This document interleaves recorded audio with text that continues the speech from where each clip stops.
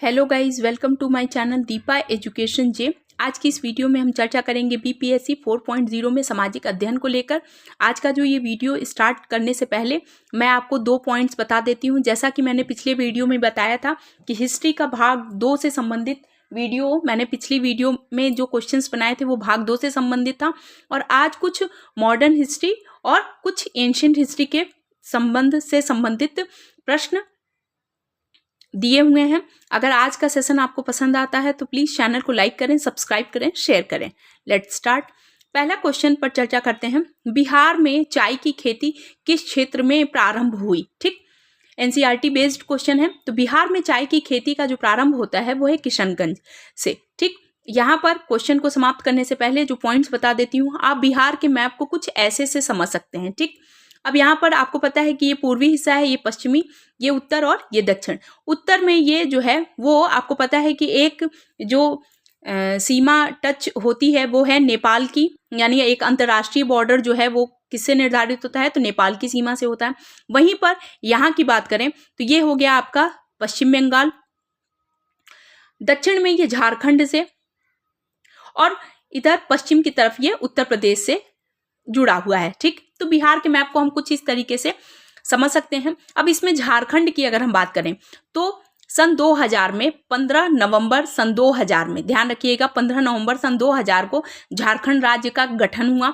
अब झारखंड जो, अगर बिहार का दक्षिणी इलाका वाली बात करें तो बिहार का जो दक्षिणी इलाका था वो था आपका कट कर अलग हुआ झारखंड, और इसका निर्माण जो बना वो झारखंड से पहले, अगर झारखंड का निर्माण यानी सन 2000 से पहले की बात करें तो बिहार जो है वो खनिज उत्पादन में, सोडा उत्पादन में, अफीम उत्पादन में पूरे विश्व में प्रसिद्ध था। वहीं पर जब झारखंड का गठन हो गया तो उसके पास से बिहार का जो दक्षिणी हिस्सा था वो झारखंड में चला गया, और आज खनिज के उत्पादन में झारखंड का नाम सर्वोपरि माना जाता है।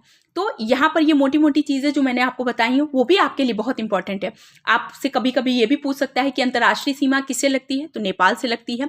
दक्षिण में कौन सा हिस्सा है? तो झारखंड। अब इधर दक्षिण के हिस्से में जितने भी राज्य आते हैं, जितने भी जिले आते हैं, बिहार से संबंधित जितने भी जिले जो इसके दक्षिणी हिस्से से आते हैं, ये दक्षिणी हिस्से वाले में, यानी जो भी बिहार का वो सभी तमाम दक्षिण वाला जो जिला होगा वो सभी खनिज की दृष्टि से क्या होगा? इंपॉर्टेंट होगा। तो ध्यान रखिएगा, ये सब आपके एग्जाम के पॉइंट ऑफ व्यू से इंपॉर्टेंट है।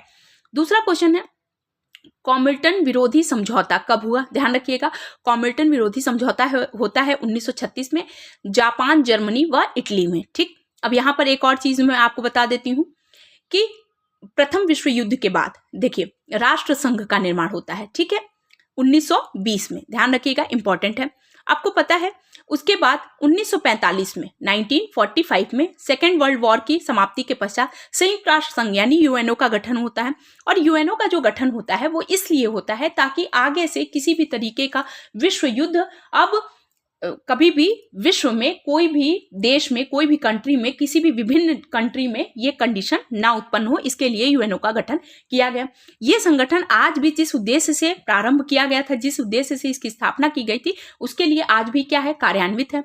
अब आपने देखा होगा कि यूएनओ में जो हम यहाँ पर जो विशेष रूप से बात करते हैं वो ये है कि जब यूएनओ का गठन हुआ उससे पहले, जब प्रथम विश्व युद्ध प्रारंभ हुआ, तो जब प्रथम विश्व युद्ध समाप्त हुआ, ध्यान रखिएगा, तो संपूर्ण देश जो था वो 2 खेमों में बट गया। ठीक, समझिएगा, एक तरफ था यूएसए और दूसरी तरफ था यूएसएसआर, जिसे हम सोवियत संघ के नाम से जानते हैं। ये सब बिल्कुल पॉइंट्स को बहुत ध्यान से समझिएगा। फिर से बताती हूँ, संपूर्ण विश्व जो है द्वितीय विश्व युद्ध के समाप्ति के पश्चात, हालांकि प्रथम विश्व युद्ध के समाप्ति के पश्चात ही इसका बीज दिख रहा था, लेकिन हम यहाँ पर बात करते हैं सेकेंड वर्ल्ड वॉर के बाद।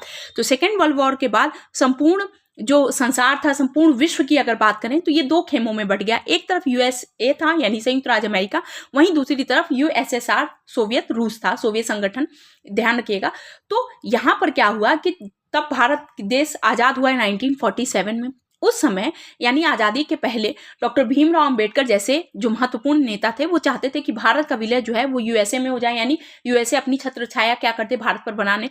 जबकि अन्य और महत्वपूर्ण नेता थे, उन्होंने कहा कि नहीं, जिसमें पंडित जवाहरलाल नेहरू जो स्वतंत्र देश के प्रथम प्रधानमंत्री बने थे, उन्होंने कहा कि ना हम यूएसए की तरफ से जाएंगे और ना हम सोवियत संघ की तरफ से जाएंगे, यानी हम तटस्थ रहेंगे और गुटनिरपेक्ष नीति को अपनाएंगे, यानी ना हम किसी देश के साथ दोस्ती करेंगे और ना किसी देश के साथ दुश्मनी करेंगे। पर्टिकुलर हमारा जो भाईचारे वाली भावना हमारी यूएसए के साथ भी रहेगी और यूएसएसआर के साथ रहेगी। लेकिन इसका ये मतलब नहीं हुआ कि यूएसए अगर किसी तरह का कोई युद्ध में शामिल होता है तो भारत उसकी तरफ से शामिल हो जाएगा, या यूएसएसआर किसी युद्ध में शामिल होता है तो भारत उसकी तरफ से। तो इस बात को ध्यान में रखते हुए इस नीति का प्रारंभ किया पंडित जवाहरलाल नेहरू द्वारा गुटनिरपेक्ष आंदोलन की, गुटनिरपेक्ष नीति की। ठीक, अब यहाँ पर दूसरी चीज थी कि यूएसए एक बहुत बड़ी शक्ति के रूप में उभरा, वहीं यूएसएसआर भी एक बहुत बड़ी शक्ति के रूप में उभरा। यूएसएसआर का विघटन हो जाता है 1991 में, ये भी डेट बहुत इंपॉर्टेंट है। 1991 में जब संयुक्त मतलब रूस का जब विघटन हो जाता है तो इसमें रूस जो है वो क्या होता है, अलग अलग खेमों में क्या होता है, डिवाइड हो जाता है। अब एकमात्र जो शक्ति बचती है वो है यूएसए। तो कॉमिल्टन विरोधी समझौता अगर हम बात करते हैं तो वो 1936 में ही जापान, जर्मनी व इटली के बीच, ये सब जो है मित्र राष्ट्र, कभी कभी जो धुरी राष्ट्र में भी कार्यरत थे, ध्यान रखिएगा इंपॉर्टेंट है। और जापान में ही आपको पता है, यहाँ जापान की बात करें तो जापान में ही हिरोशिमा और नागासाकी बम का, परमाणु बम का क्या किया गया था, परीक्षण माने गिराए गए थे। और इसका जो आज भी इसका जो इफेक्ट है, इसका जो प्रभाव है, जो आज तक देखने को मिलता है, ध्यान रखिएगा, बहुत इंपॉर्टेंट हो जाता है। तो देखिए जो भी फैक्ट्स मैंने बताए हैं वो सब बहुत इंपॉर्टेंट है। आगे क्वेश्चन, सुएज नहर का राष्ट्रीयकरण कब हुआ था? तो सुएज नहर का राष्ट्रीयकरण हुआ 26 जुलाई 1956 को। इसका ध्यान रखिएगा, बहुत इंपॉर्टेंट है।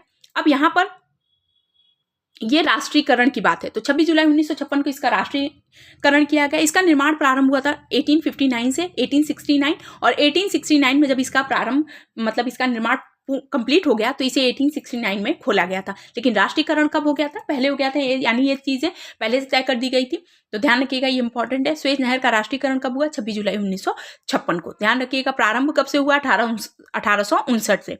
ठीक, आगे question, the praying hands. The praying hands किसकी रचना है? तो एल्बर्ट ड्यूरर की है। ध्यान रखिएगा, इंपॉर्टेंट है। आधुनिक भारत के भी मैंने आपसे बताया था, द प्रेइंग हैंड जो है वो आधुनिक भारत से संबंधित ये प्रश्न है। अब आधुनिक भारत का इतिहास के बारे में हम अमेरिका की क्रांति, रूस की क्रांति, चीनी क्रांति और आपका जितने भी महत्वपूर्ण, जैसे अमेरिका का स्वतंत्रता संग्राम के बारे में हम उसके बारे में जॉर्ज वाशिंगटन, अब्राहम लिंकन के बारे में बहुत अच्छे से डिटेल में पढ़ते हैं। वहीं पर जितने भी क्रांति हुई थी उन सभी क्रांति में जितने भी महत्वपूर्ण कवि, जितने भी महत्वपूर्ण रचनाएं और जितनी महत्वपूर्ण पुस्तकें थी उनसे संबंधित प्रश्न आपकी परीक्षा में पूछा जाता है। कभी कभी मिलान में क्वेश्चन पूछ लिए जाते हैं और कभी कभी ऐसा होता है कि डायरेक्ट क्वेश्चन पूछ लिए जाते हैं। तो यहाँ पर क्वेश्चन दिया है, द प्रेइंग हैंड्स किसकी रचना है? तो एल्बर्ट ड्यूरर की है। रहला किसकी पुस्तक है? ध्यान रखिएगा, ये इब्न बतूता की पुस्तक है। ध्यान रखिएगा, ये भी इंपॉर्टेंट है। वहीं पर किताब उल हिंद किसकी पुस्तक है? ध्यान रखिएगा, ये भी बहुत इंपॉर्टेंट बुक है। किताब उल हिंद की अगर हम बात करते हैं तो ये अल-बरूनी की पुस्तक थी। ध्यान रखिएगा, अल-बरूनी कब भारत में आया था? तो 11वीं शताब्दी में आया था और उसने भारत की इस किताब उल हिंद के बारे में भारत का चित्रण किया है। रहला इब्न बतूता की पुस्तक है। फिर एक इस सेशन का लास्ट क्वेश्चन है, संसदीय शासन प्रणाली कहाँ से ली गई है? तो संसदीय शासन प्रणाली ली गई है ब्रिटेन से। नीति निर्देशक तत्व कहाँ से लिए गए हैं? ये आयरलैंड से लिए गए हैं। ध्यान रखिएगा, इंपॉर्टेंट है। और वहीं पर संसदीय शासन प्रणाली कहाँ से ली गई है? ब्रिटेन से। भारतीय संविधान को उधार का थैला कहा जाता है, क्यों? क्योंकि भारतीय संविधान का निर्माण होने से पहले, जो भी देखिए यहाँ पे भी जो फैक्ट्स आपको बता रही हूँ सब बहुत इंपॉर्टेंट है। संविधान सभा का निर्माण की अगर बात करें तो 26 नवंबर 1949 को संविधान सभा ने संविधान को स्वीकार किया पूरी तरीके से।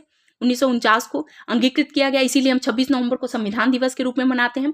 15 अनुच्छेद उस समय क्या किए गए थे? लागू किए गए थे। इसे 26 जनवरी 1950 को हमारा संविधान पूरी तरीके से क्या किया गया था? लागू किया गया था। ध्यान रखिएगा।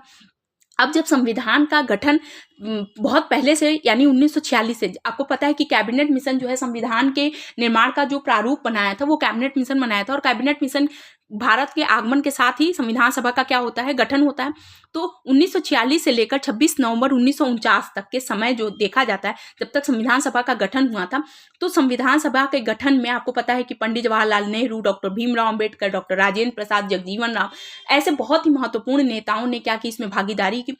इसमें पंडित जवाहरलाल नेहरू जो थे, जो स्वतंत्र भारत के प्रथम प्रधानमंत्री बने थे, उन्होंने कहा कि हम अपने भारतीय संविधान का निर्माण जितने भी अन्य महत्वपूर्ण देश हैं, जैसे साउथ अफ्रीका की अगर हम उस समय बात करें तो उस समय रंग भेद की नीति थी, और जब नेल्सन मंडेला वहाँ के राष्ट्रपति बने, तो उस समय क्या थे, अश्वेत राष्ट्रपति बने, और उन्होंने 26 वर्ष क्या किए थे, जेल में गुजारे थे। और वो सिर्फ इसलिए क्योंकि वो अश्वेत थे। तो श्वेत लोगों ने, जो अल्पसंख्यक लोग थे, वो बहुसंख्यक पर क्या किए, पुरजोर तरीके से शोषण किए, और इसलिए नेल्सन मंडेला भी इसी का शिकार होते हुए 26 वर्ष तक, 28 वर्षों तक जेल में रहे थे। ध्यान रखिएगा, एनसीईआरटी में कभी कभी 26 वर्ष देता है, पर 28 वर्षों तक जेल में रहे। जेल में रहने के बाद से उन्हें देश का क्या बनाया गया, राष्ट्रपति बनाया गया।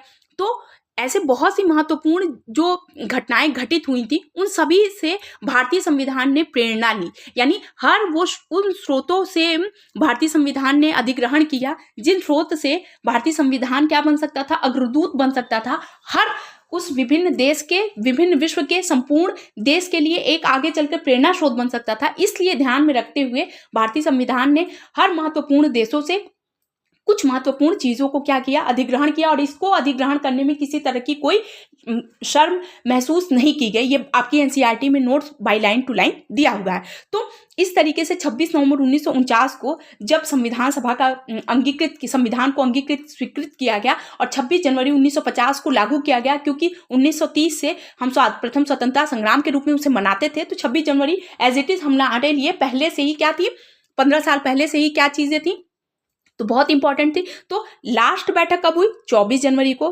ध्यान रखिएगा, इंपॉर्टेंट है, 24 जनवरी को। और फिर 24 जनवरी के दिन ही ये चीज तय की गई कि हमारे भारत के प्रथम राष्ट्रपति कौन बनेंगे, तो डॉक्टर राजेंद्र प्रसाद बनेंगे। तो इस चीजों को ध्यान में रखते हुए महत्वपूर्ण चीजें जो हैं वो भारतीय संविधान ने अधिगृहित की हैं। तो इसमें यहाँ पर क्वेश्चन था कि संसदीय शासन प्रणाली कहाँ से ली गई, तो ब्रिटेन से ली गई है। तो ये कुछ महत्वपूर्ण क्वेश्चन थे जो आपके लिए बहुत ज़्यादा इंपॉर्टेंट होने वाले हैं। यदि आपको सेशन पसंद आया हो तो प्लीज़ आप चैनल को लाइक करें, सब्सक्राइब करें, शेयर करें, बेल आइकन को प्रेस कर लें, ताकि आने वाली नोटिफिकेशन आपको पहले से ही मिलती रहे।